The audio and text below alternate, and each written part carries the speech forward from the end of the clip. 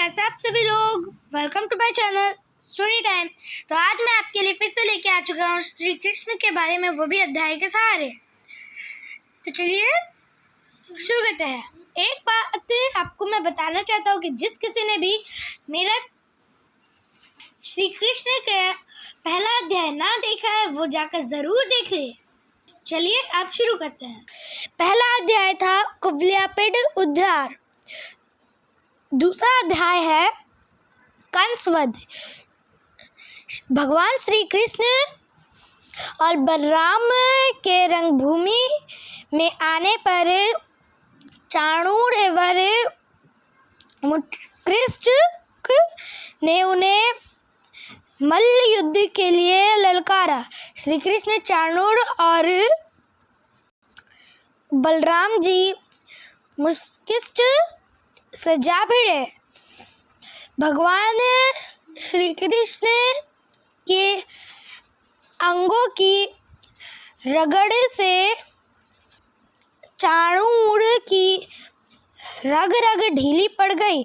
उन्होंने चाणूर की दोनों भुजाएं पकड़ ली और बड़े वर्ग से कई बार घुमाकर धरती पे दे मारा।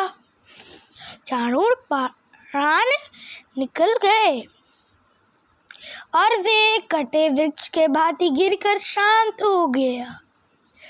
बलराम जी ने मुत्कृष्ट को एक ऐसा घूंसा जमाया और वह खून उगलता हुआ पृथ्वी पर गिरकर मर गया। देखते ही देखते कंस के पांचों प्रमुख पहलवान श्री कृष्ण और बलराम द्वारा मारे गए। भगवान श्री कृष्ण और बलराम की इस अद्भुत लीलाओं को देखकर दर्शकों को बड़ा आनंद हुआ। चारों ओर उनकी जय जयकार और प्रशंसा होने लगी, परंतु कंस से बहुत दुखी हुआ। वह और भी चिढ़ गया। जब उसके प्रधान पहलवान मारे गए और बचे हुए भाग गए, तब उसने बाजे बंद करा दिए। कंस ने अपने सेवकों को आज्ञा दी कि वासुदेव लड़कों के बाहर निकाल दो गोपियों का सारा धन छीन लो और नंद को बंदी बना लो तथा वासुदेव देवकी को मार डालो। उसने उग्रसेन मेरा पिता होने पर भी शत्रुओं से मिला हुआ है, इसलिए उसे भी जीवित मत छोड़ो। कंस इस प्रकार बढ़ चढ़कर बकवाद कर रहा था कि भगवान श्री कृष्ण फुर्ती से उछलकर उनके मंच पर पहुंच गए।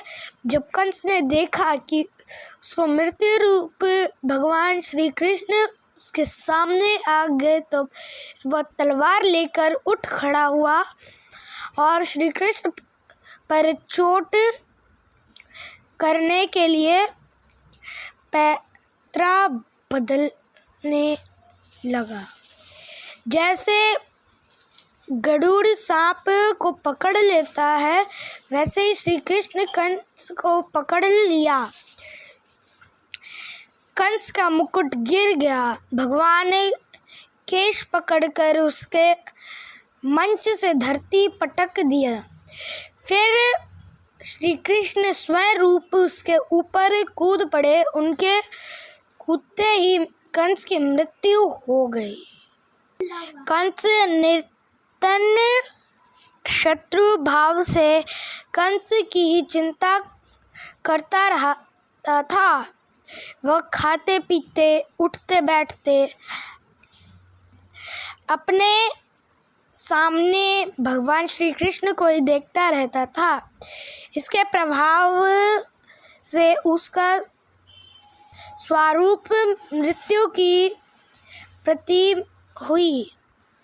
सबके देखते ही देखते उसके शरीर से एक दिव्य तेज निकलकर श्री कृष्ण में समा गया। कंस के मरते ही कंक इत्यादि उसके 8 छोटे छोटे भाई श्री कृष्ण और बलराम को मारने के लिए दौड़े। बलराम जी ने क्षण भर में उनका काम तमाम कर डाला। उसी समय आशंकाओं में धुन भिरिया बजने लगी। ब्रह्मा, शंकर तथा इंद्र देवता बड़े आनंद से भगवान श्री कृष्ण पर पुष्पों की वर्षा करते हुए उनकी स्तुति करने लगे। कंस और उसके भाइयों की स्त्रियां अपने पोतियों की मृत्यु पर विलाप करती हुई वहां आई। भगवान श्री कृष्ण सारे संसार के जीवन दाता हैं। उन्हें कंस की रानियों को समझाकर ढाढ़स बंधाया। तदनंतर भगवान श्री कृष्ण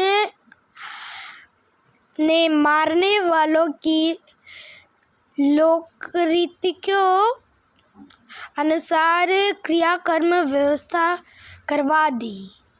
तो दोस्तों कमेंट में बताइए कि आपको मेरे ये स्टोरी कैसी लगी। लाइक और सब्सक्राइब करें और कमेंट में यह बताएं कि यह आपको कैसी लगी। सब्सक्राइब करें और बेल वाले बटन को ज़रूर दबाएं ताकि आने वाली हर वीडियो आपको सबसे पहले पहुंचे। और शेयर करें अपने दोस्तों को ज़्यादा से ज़्यादातर। तब तक के लिए बाय बाय।